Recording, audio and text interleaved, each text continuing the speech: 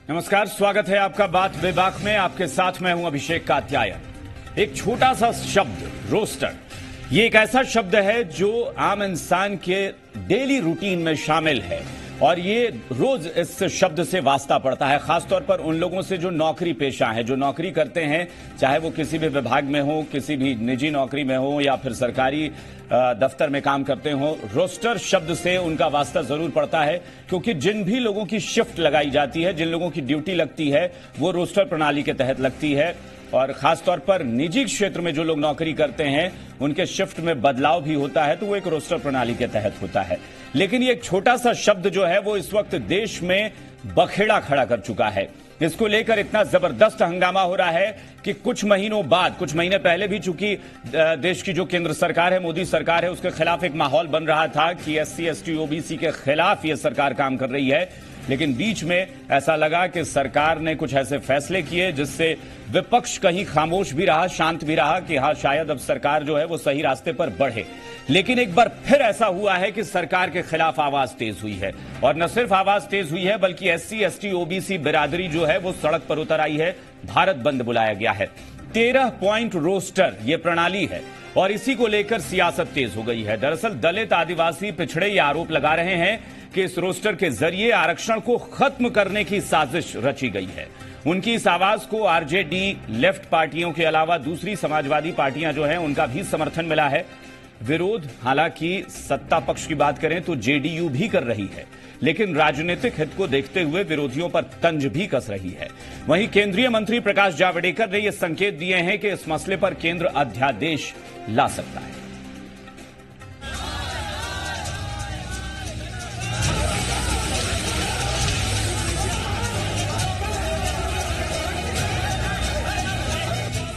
ये तस्वीरें 13 point roster के खिलाफ भारत बंद की हैं और जितना हंगामा सड़कों पर है उससे रत्ती भर भी कम इस मुद्दे पर सियासत नहीं हो रही। हर पार्टी अपनी सुविधा और अपनी सहूलियत से सियासत कर रही है। कोई भी पार्टी इस मुद्दे को छोड़ना नहीं चाहती, हालांकि देर से ही सही, लेकिन बीजेपी नेता और केंद्रीय मानव संसाधन विकास मंत्री प्रकाश जावड़ेकर ने बड़ा ऐलान कर ही दिया और 2 दिन प्रतीक्षा करें लोग, उनको 2 दिन में न्याय मिलेगा, इतना मैं आज आश्वस्त कर सकता हूं। राष्ट्रीय जनता दल को ये मालूम था कि केंद्र की सरकार करने जा रही है, तो श्रेय लेने के लिए वो सड़क पर निकल आए। उनके कोई बड़े नेता तो मौजूद नहीं थे, नेता प्रतिपक्ष तो और दिल्ली में और मौज मस्ती कर रहे हैं। यूनिवर्सिटीज में आरक्षण से सीधे जुड़े इस मसले में सरकार के बड़े ऐलान के बाद भी विपक्ष मानने को तैयार नहीं। आरजेडी ने सीधे आरोप लगाया है कि दरअसल केंद्र सरकार और उनकी सहयोगी पार्टियां आरक्षण छीनने की मुहिम में लगी हुई। इसलिए हम लोग राष्ट्रीय जनता दल भी इसमें पुरजोर समर्थन देकर सड़क से लेकर सदन तक इस लड़ाई को अंजाम देंगे और यदि इसका निराकरण नहीं निकलेगा तो यह लंबा लड़ाई तय रहेगा। मामले की संवेदनशीलता को देखते हुए बाकी पार्टियों ने भी मोर्चा संभाल लिया।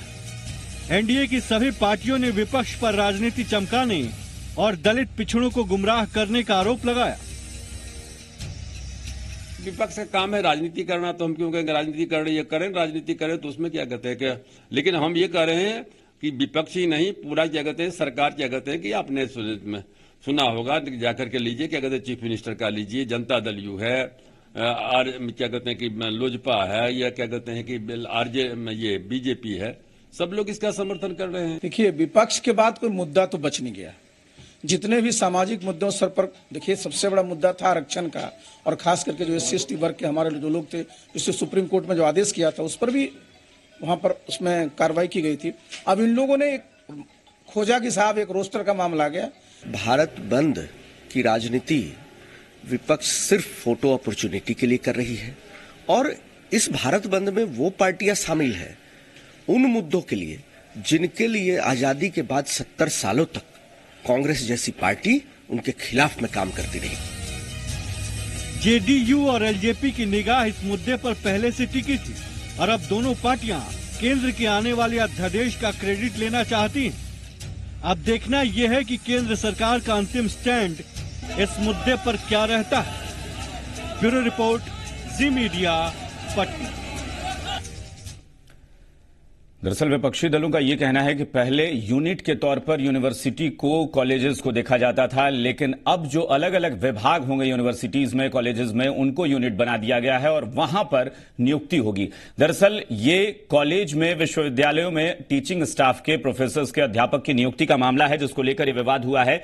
यूपीए सरकार ने 200 पॉइंट रोस्टर प्रणाली शुरू की थी, जिसको लेकर आज एससी, एसटी, ओबीसी का यह कहना है, आदिवासियों का कहना है कि वो प्रणाली बेहतर थी। चौंकाने वाली बात यह है कि आरएसएस से जुड़े एक शिक्षक संगठन ने भी यह कहा है कि 200 पॉइंट रोस्टर प्रणाली ही सही थी। यह बहुत गौर करने वाली बात है। खैर, हम चर्चा करेंगे। चर्चा के लिए जो मेहमान हमारे साथ जुड़े हैं उनसे आपका परिचय कराते हैं। हमारे साथ मुख्य विपक्षी दल आरजेडी से विधायक शक्ति यादव जी जुड़े हुए हैं, पार्टी के प्रवक्ता भी हैं। इसके अलावा बीजेपी की तरफ से पक्ष रखेंगे प्रवक्ता संजय टाइगर जी। निखिल मंडल जेडीयू प्रवक्ता हमारे साथ जुड़े हैं, जो पक्ष रखेंगे जेडीयू का, और कांग्रेस की तरफ से पक्ष रखेंगे पार्टी के प्रवक्ता आजमी बारी साहब। बहुत बहुत स्वागत है आप सभी मेहमानों का। शुरुआत शक्ति यादव जी हम आपसे करेंगे, क्योंकि ये विपक्ष का बंद था, खासतौर पर। हालांकि ये कहा जा रहा है कि एससी, एसटी, ओबीसी बिरादरी ने बंद बुलाया था, जिसे तमाम विपक्षी दलों ने अपना समर्थन दिया। लेकिन आपने सुना सुशील मोदी क्या कह रहे थे? वो ये कह रहे थे कि प्रकाश जावड़ेकर जो कह रहे हैं कि हम बहुत जल्दी अध्यादेश लाएंगे, ये विपक्ष को पता था कि सरकार इसमें सुप्रीम कोर्ट में एक पहल करेगी और सदन में बल्कि अध्यादेश लाकर इस मामले का हल निकालेगी, इसलिए विपक्ष ने इसे लपकना जरूरी समझा। देखिए, सबसे पहले एक बात समझनी होगी कात्यायन जी, एनडीए मीटर लगाने में माहिर पार्टियां हैं। मीटर लगाती है चुनाव के वक्त जी, और मीटर से वो बुखार नापती है, तदोपरांत कोई कार्रवाई करती है। सबसे बड़ा सवाल है कि रोस्टर प्रणाली जो 13 पॉइंट है, हम 200 पॉइंट रोस्टर की बात करते हैं कि जो यूनिवर्सिटी है वह यूनिट हो, विभाग यूनिट नहीं हो, यह मेरी आपत्ति रही है जी। और इस पत्ती के जो कई संगठनों ने और स्टूडेंट यूनियनों ने इस पर पीआईएल भी किया, लेकिन सरकार के अटॉर्नी जनरल ने इन पूरे मामले पर कहीं से सरकार का स्टैंड कोर्ट में स्पष्ट नहीं किया। हमारा विरोध ये है, और देश के अंदर में जब बवेले खड़े हुए बहुसंख्यक वर्ग के लोगों का, जिनकी हकमारी होने की पूरी गुंजाइश है, जिसके नेपथ्य में इनकी जो इच्छा थी कि हम आरक्षण को खत्म करें, तो नेपथ्य की मानसिकता को विपक्ष और देश के लोग और आम आवाम इन चीजों को समझा।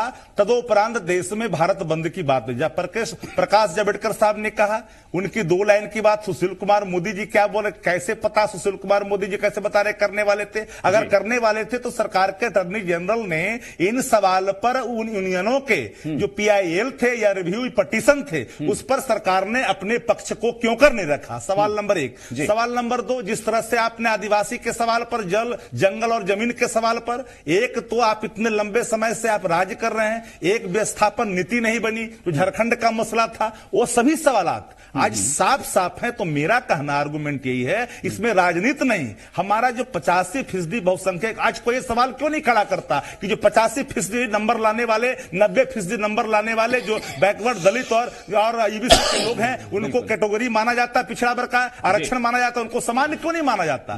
हम तो उस विषय पर नहीं जाते। चूंकि आपने सवाल रोस्टर का रखा, तो 13 पॉइंट रोस्टर के सवाल पर मेरा साफ मत यह है कि सबसे पहले आपने 200 पॉइंट रोस्टर की जो पहले ऑलरेडी जो यहां इंप्लीमेंट था, उसमें छेड़छाड़ करने के पीछे आपकी मंशा कहीं न कहीं आरक्षण को खत्म करने का जो बैकडोर से आप चाहते थे, उसको देश की जनता ने और तमाम विपक्षी पार्टियां ने, जिनको लोकतंत्र संविधान में कहीं न कहीं आस्था ही नहीं बल्कि बारीकी तौर पर इसका जवाब संजय टाइगर जी देंगे। और उन्होंने संजय टाइगर जी इसका जवाब दीजिएगा हम आपको। लेकिन यह भी बता दें संजय टाइगर जी कि ये सिर्फ सियासी दल नहीं, चूंकि हमारी मजबूरी यह है कि जो शिक्षक, जो अध्यापक नौकरी करते हैं, जो प्रोफेसर्स हैं कॉलेज में, यूनिवर्सिटी में, वो अपना नाम चूंकि नहीं बताने की शर्त पर ही उन्होंने अपना बयान दिया था, क्योंकि वो सरकारी नौकरी में है, वो बेचारे नहीं चाहेंगे कि कोई सियासत के मामले में वो फंसे। लेकिन उनकी भी आपत्ति है, वो भी कह रहे हैं कि 200 पॉइंट रोस्टर प्रणाली सही थी, सरकार को इसमें छेड़छाड़ की जरूरत क्यों पड़ी?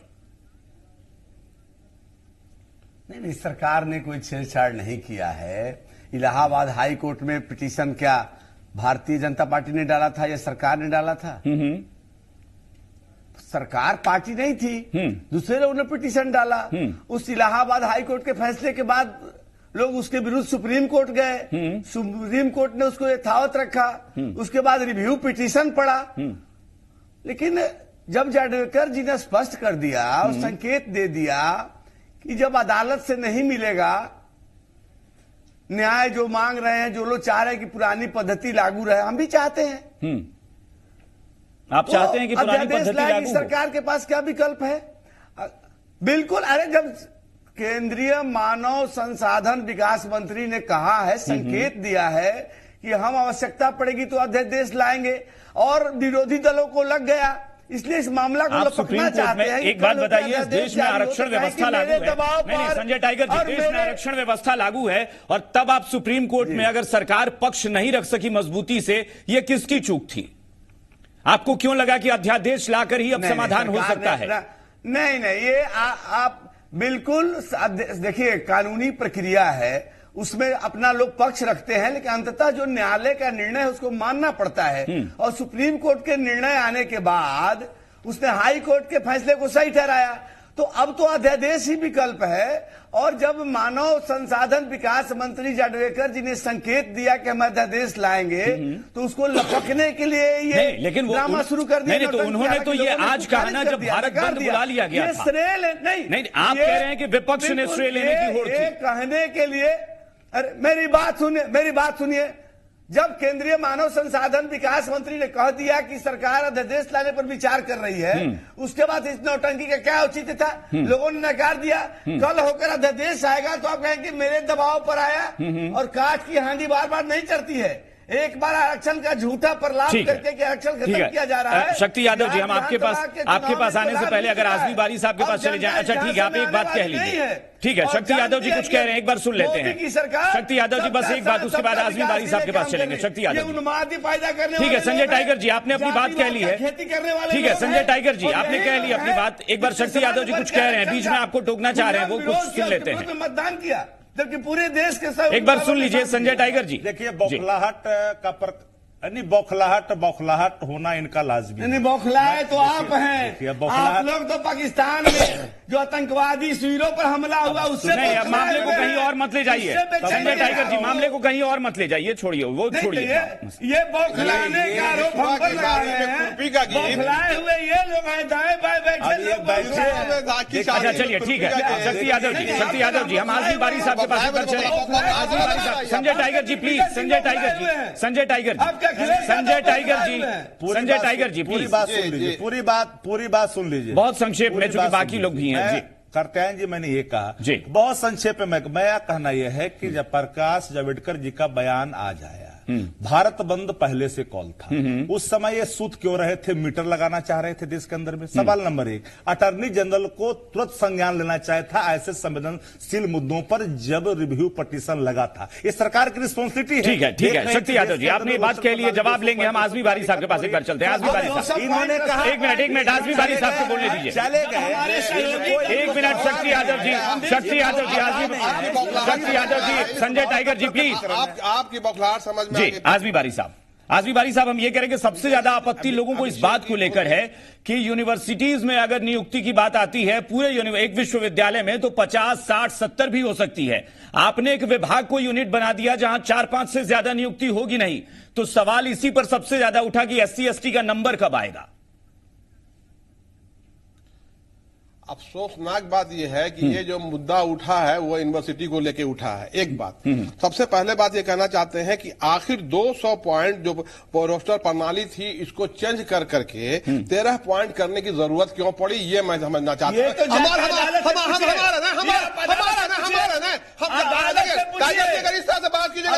देखिए संजय टाइगर जी, इससे डिबेट में समय बर्बाद होगा, हम आपसे जवाब लेंगे। संजय टाइगर जी, हम आपसे जवाब लेंगे प्लीज। पूछिए। अच्छा ठीक है, समझ में आ रही है, आप न्यायालय से पूछिए जाकर। संजय टाइगर जी, समय बर्बाद होगा, एक बार उनको बोल लेने दीजिए, फिर आपके पास आएंगे। आप इतने बड़े हिमायती थे, अभी मैं ये जानना चाहता हूं, इंटरवेन क्यों नहीं? संजय टाइगर जी, एक minute Sanjay Tiger ji please. इतने गंभीर मुद्दे पर बहस हो रही है, जी, शिक्षा पर बहस हो रही है। आपके टीवी चैनल में, इंपॉर्टेंट टीवी चैनल में डिबेट हो रहा है। आप कहां देहात में कहावत है कि खुरपी हसुआ की शादी में खुरपी का गीत, कहां पाकिस्तान पहुंच गए? इनको तो हमेशा पाकिस्तान समझ में आता है, दंगा समझ में आता है। वही तो कह रहे अरे भैया अभी भैया मेरे इस बात को लेकर टाइगर जी अभी तो बात हो रही थी, अभी तो संजय टाइगर जी एक बार सुन लीजिए। संजय टाइगर जी समय बर्बाद हो जाएगा इसी तरीके से। एक बार सुन लीजिए, फिर हम आपके पास आ जाएंगे। आपने बौखलाहट की बात की ना, अभी मैंने कहा कि आप बौखलाए हुए हैं। आजमी बारी साहब आप मुद्दे पर बात करिए। आजमी बारी साहब आप मुद्दे की बात करिए। मुद्दे अरे डिबेट हम भी समझते हैं, नहीं समझते हैं, नहीं समझते हैं। बौखलाहट का प्रतीक है, बौखलाहट बोल रहे हैं। आजमी बारी साहब आप अपनी बात कहिए। आजमी बारी साहब आप अपनी बात कहिए। प्रतीक है जी बिल्कुल मैं यही कह रहा हूं कि मुद्दा रखा जाता है और मुद्दे पर बहस होती है। जब कुछ मुद्दे का जवाब नहीं होता, समझ में नहीं आता है, ये समझ में आता कि सब साजिश थी और ठीक कह रहे थे हमारे कि फिर बर्दाश्त नहीं हो रहा। सुनिए ना दिखा रहे हैं आप टीवी चैनल पर इस तरह की बातें कर रहे हैं, घबराहट दिखती है, घबराहट दिखा रहे हैं। क्यों घबराहट दिखा रहे हैं? अरे घबराए हुए आप हैं, हम लोग क्यों घबरा रहे हैं? गलतफहमी में मत रहिए।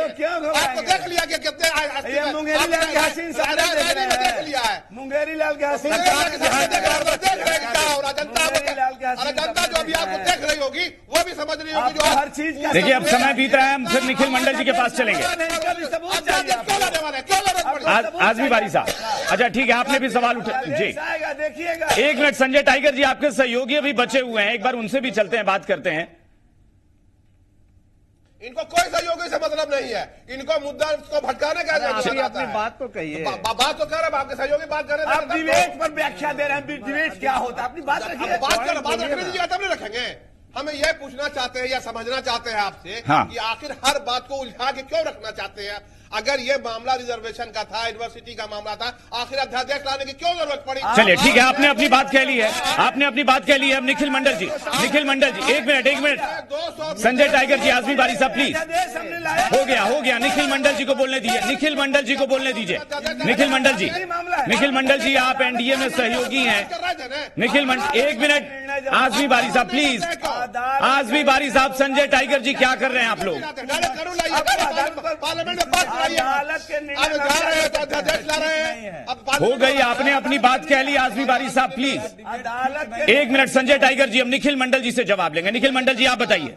निखिल मंडल जी आप सहयोगी हैं, बताइए जरा कि आपका स्टैंड क्या है जेडीयू का? आवाम सड़क पर उतरी थी बड़े। आजमी बारी साहब निखिल जी को जवाब देने दीजिए। कोई नहीं था आपके बंद के समर्थन। निखिल जी जेडीयू का स्टैंड। साजिश का